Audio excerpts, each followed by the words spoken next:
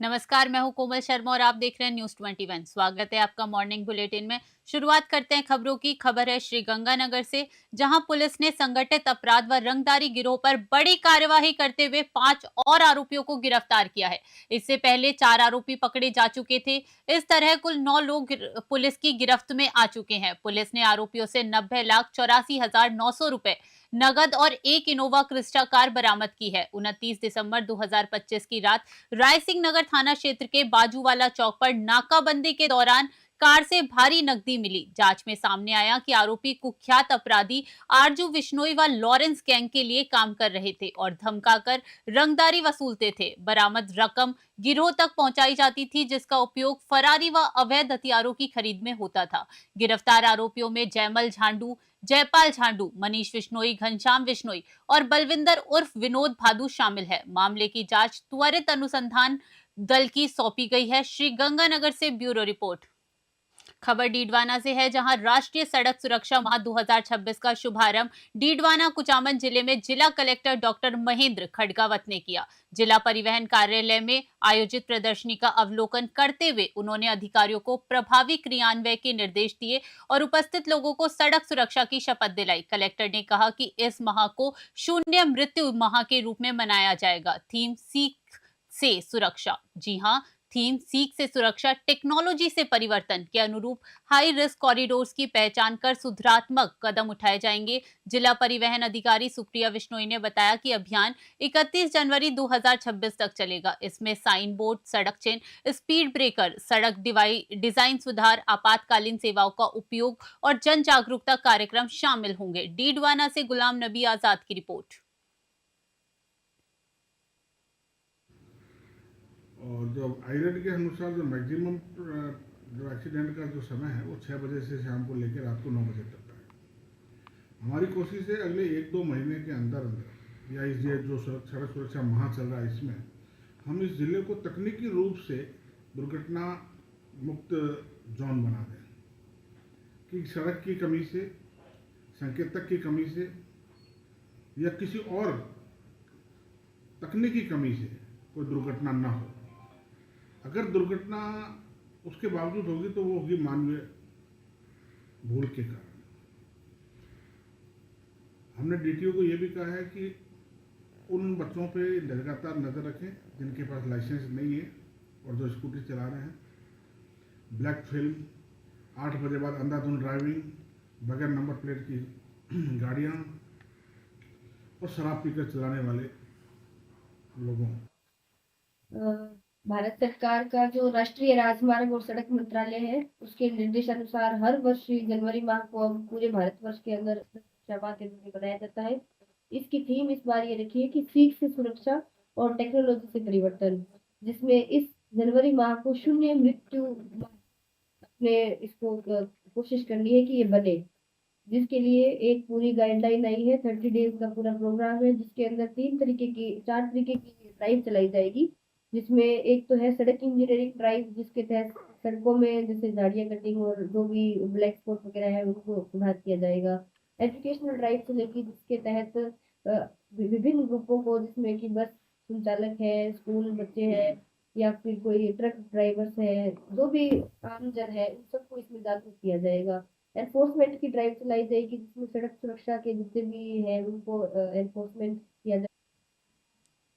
जय हिंद। राजीविका महिला सर्वांगीण विकास सहकारी समिति लिमिटेड अटरू की आम सभा 2 जनवरी 2026 को पुरानी पंचायत भवन रतनपुरा में आयोजित हुई। इसमें 12 ग्राम पंचायतों से स्वयं सहायता समूह की महिलाएं शामिल हुई। कार्यक्रम का शुभारंभ दीप प्रज्वलन और सरस्वती वंदना से हुआ। सभा में एसपीआई प्रबंधक, रूट सेट प्रभारी दीपक शर्मा, जिला परियोजना प्रबंधक इकाई से घनश्याम जांगीर, महिला निधि से योगेंद्र नागर और जिला रिसोर्स प्रभारी राहुल शर्मा मौजूद रहे। राहुल शर्मा ने महिलाओं को राजीविका से जुड़कर सरकारी योजनाओं का लाभ लेने के लिए प्रेरित किया। दीपक शर्मा ने आत्मनिर्भर पर जोर देते हुए प्रशिक्षण की जानकारी दी। योगेंद्र नागर ने महिला निधि से ऋण सुविधाओं पर प्रकाश डाला। क्लस्टर मैनेजर दिलखुश कुमारी ने वित्तीय वर्ष 2024-25 की आय व्यय रिपोर्ट प्रस्तुत की और नई कार्यकारिणी समिति का गठन किया गया। उत्कृष्ट समूह व स्टाफ को सम्मानित किया गया। बच्चों ने सांस्कृतिक प्रस्तुतियां दी और अतिथियों का अभिनंदन किया गया। अटरू से सागर की रिपोर्ट।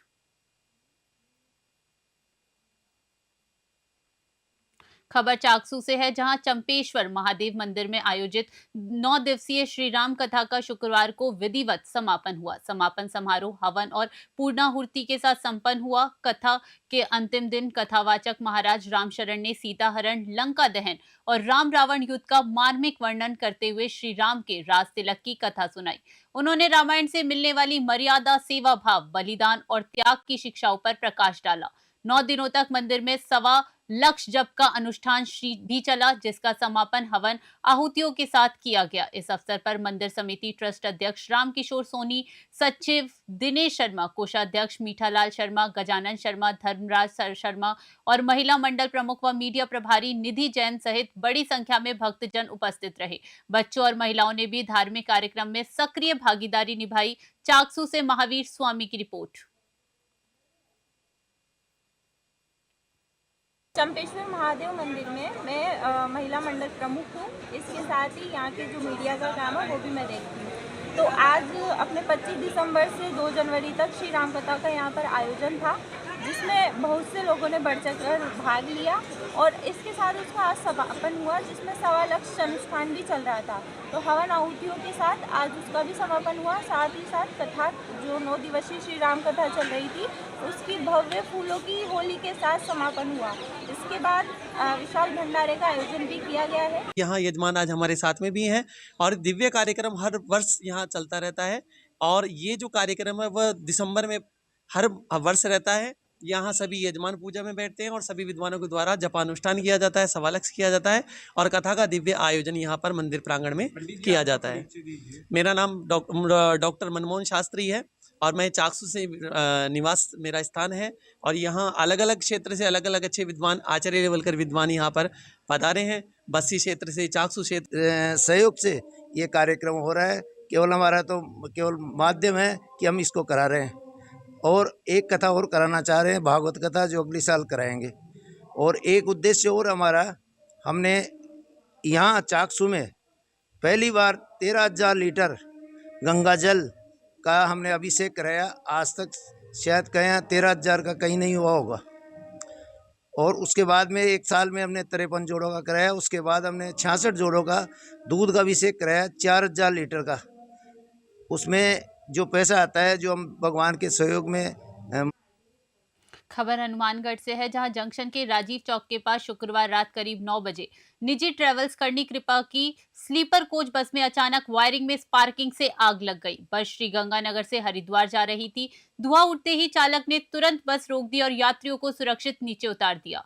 आग लगने से यात्रियों में अफरा तफरी मच गई, लेकिन गनीमत रही कि कोई बड़ा हादसा नहीं हुआ। सूचना मिलते ही जंक्शन थाने के एएसआई कृष्ण बिश्नोई और कांस्टेबल सुरेंद्र सांखला मौके पर पहुंचे। उन्होंने चालक परिचालक के साथ मिलकर अग्निशामक यंत्र से आग पर काबू पा लिया। इस बीच यात्रियों को दूसरी बस में शिफ्ट कर उनकी यात्रा जारी रखी गई। पुलिस और चालक दल की त्वरित कार्यवाही से संभावित दुर्घटना टल गई और सभी यात्री सुरक्षित अपने गंतव्य की ओर रवाना हो गए। हनुमानगढ़ से विनोद चौधरी की रिपोर्ट।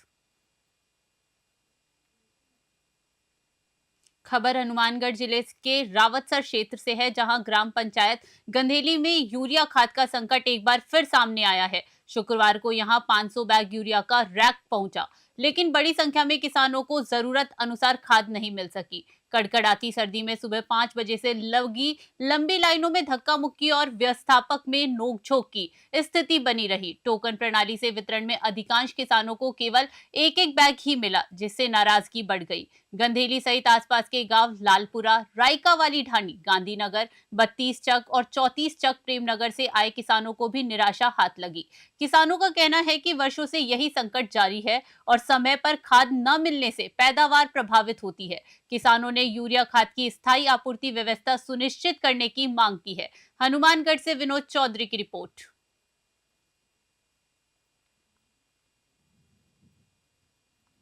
हनुमानगढ़ जिले में शनिवार को मौसम विभाग ने घने कोहरे का येलो अलर्ट जारी किया है। पिछले 3 दिनों से लगातार बादलवाही और कोहरे का असर बना हुआ है। सूर्यदेव के दर्शन न होने से ठंड और ज्यादा बढ़ गई है। लोग अलाव का सहारा ले रहे हैं। वहीं शहर से लेकर गांव तक दृश्यता बेहद कम होने लगी है, जिसकी वजह से वाहनों की रफ्तार थमी नजर आ रही है और सड़कों पर आवाजाही सीमित लग रही है। शुक्रवार को न्यूनतम तापमान 6 डिग्री और अधिकतम तापमान 21 डिग्री सेल्सियस दर्ज किया गया। मौसम विभाग के अनुसार 31 दिसंबर को हुई मावठ की पहली बारिश के बाद आगामी दिनों में सर्दी का कहर और बढ़ेगा। हनुमानगढ़ से विनोद चौधरी की रिपोर्ट।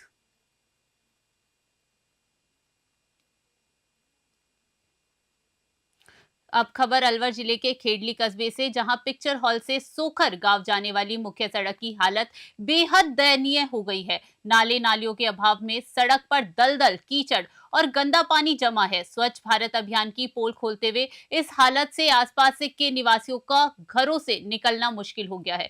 करीब 60 छोटे बड़े गांवों से लोग इसी मार्ग से खेडली कस्बे का आवागमन करते हैं। मोटरसाइकिल सवार, राहगीर और स्कूल कॉलेज के छात्र छात्राएं आए दिन गिरकर चोटिल हो रहे हैं। स्थानीय नागरिकों का आरोप है कि ग्राम पंचायत सोखर से नगर पालिका में परिसीमन के बाद दोनों विभाग ध्यान नहीं दे रहे हैं। लोगों ने अधिकारियों को समस्या से अवगत कराया, लेकिन गंदे पानी की निकासी हेतु अस्थायी नाला नाली निर्माण नहीं कराया गया। सड़क किनारे रहने वाले लोग घरों में कैद होने को मजबूर हैं। इस लापरवाही पर स्थानीय लोगों में भारी आक्रोश है। अलवर से ब्यूरो रिपोर्ट।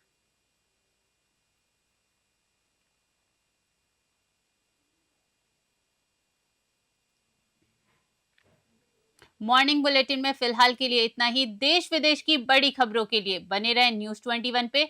नमस्कार।